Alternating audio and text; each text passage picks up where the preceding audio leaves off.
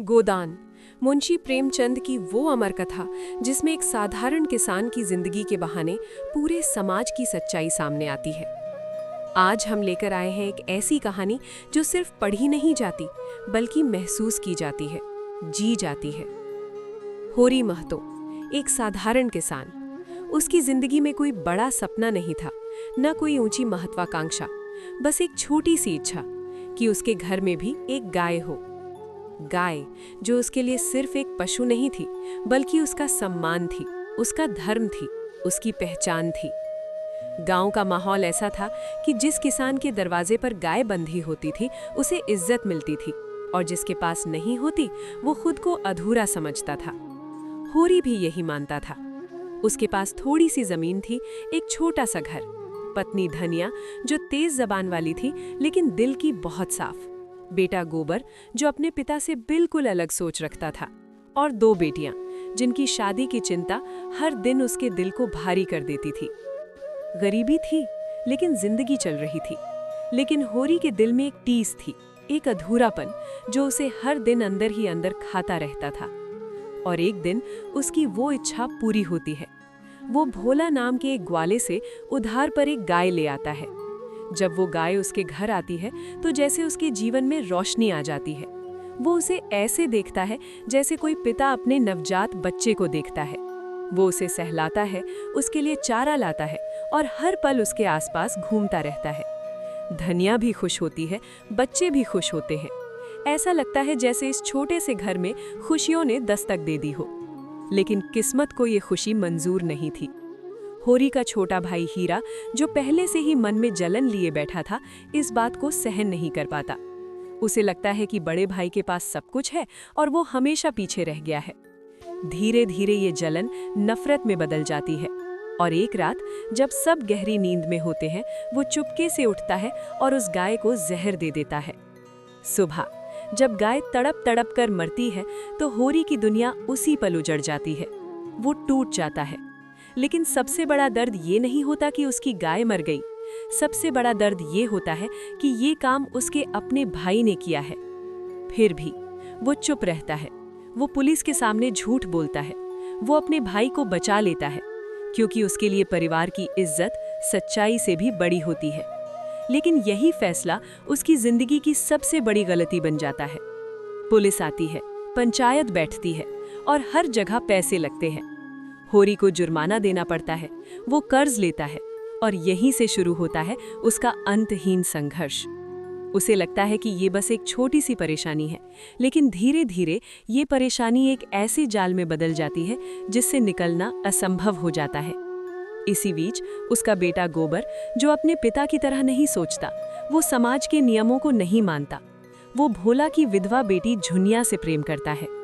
ये प्रेम उस समाज में पाप माना जाता था, लेकिन प्रेम कहाँ नियमों से चलता है। झुनिया गर्भवती हो जाती है, और जब सच्चाई सामने आती है तो गोबर डर जाता है। वो उसे छोड़कर शहर भाग जाता है। झुनिया अकेली, डरी हुई और टूटी हुई, उसके पास कोई सहारा नहीं होता, और वो होरी के घर आ जाती है। यहाँ धनिया का असली रूप सामने आता है। वो समाज की परवाह नहीं करती। वो झुनिया को अपनाती है, उसे अपने घर में जगह देती है, क्योंकि वो जानती है कि एक औरत का दर्द दूसरी औरत ही समझ सकती है। लेकिन समाज इतना दयालु नहीं होता। गांव वाले, पंडित, पंचायत सब मिलकर होरी के खिलाफ खड़े हो जाते हैं। वे कहते हैं कि उसने धर्म का अपमान किया है, उस पर भारी जुर्माना लगाया जाता है। अब होरी के सामने एक बार फिर वही सवाल होता है, इज्जत या इंसानियत? और वो इंसानियत को चुनता है, लेकिन इसकी कीमत बहुत भारी होती है। वो अपनी जमीन गिरवी रखता है, कर्ज लेता है और किसी तरह जुर्माना भरता है। अब उसका जीवन पूरी तरह बदल जाता है। वो किसान से मजदूर बन जाता है। उसके ऊपर कर्ज का पहाड़ खड़ा हो जाता है। जमींदार लगान मांगता है, साहूकार ब्याज बढ़ाता है, पंडित धर्म के नाम पर पैसे लेते हैं, और होरी बस काम करता रहता है, दिन रात, बिना रुके, बिना थके। लेकिन फिर भी उसका कर्ज खत्म नहीं होता। उसका शरीर अब जवाब देने लगता है, उसकी हड्डियां निकल आती हैं, चेहरा मुरझा जाता है, लेकिन उसकी आत्मा अब भी हार नहीं मानती। वो अपनी बेटियों की शादी करता है, हर जिम्मेदारी निभाता है, और उम्मीद करता है कि एक दिन सब ठीक हो जाएगा। लेकिन जिंदगी हर बार उम्मीद का साथ नहीं देती। एक दिन भीषण गर्मी होती है, सूरज आग बरसा रहा होता है, हवा में लू चल रही होती है और होरी सड़क पर पत्थर ढो रहा होता है।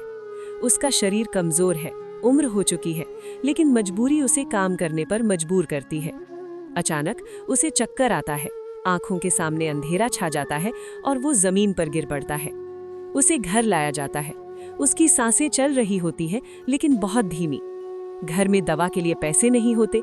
धनिया बस उसे देखती रहती है, कुछ कर नहीं पाती। तभी पंडित दाता दीन आते हैं और कहते हैं कि मरने से पहले गोदान कराना जरूरी है, तभी आत्मा को शांति मिलेगी। ये सुनकर समय जैसे थम जाता है। जिस आदमी ने पूरी जिंदगी एक गाय के लिए संघर्ष किया, जिसके लिए उसने सब कुछ खो दिया, आज उसके पास एक गाय तो दूर, एक पैसा भी नहीं है। घर में सन्नाटा है, गरीबी है और टूटे हुए सपनों की गूंज है। तब धनिया अपने आंचल से कुछ सिक्के निकालती है जो उसने बड़ी मुश्किल से जमा किए थे। उसकी आंखों में आंसू होते हैं, आवाज कांप रही होती है। वो उन सिक्कों को पंडित के सामने रखती है और कहती है, महाराज, यही इनका गोदान है। और उसी पल होरी की सांसें रुक जाती है।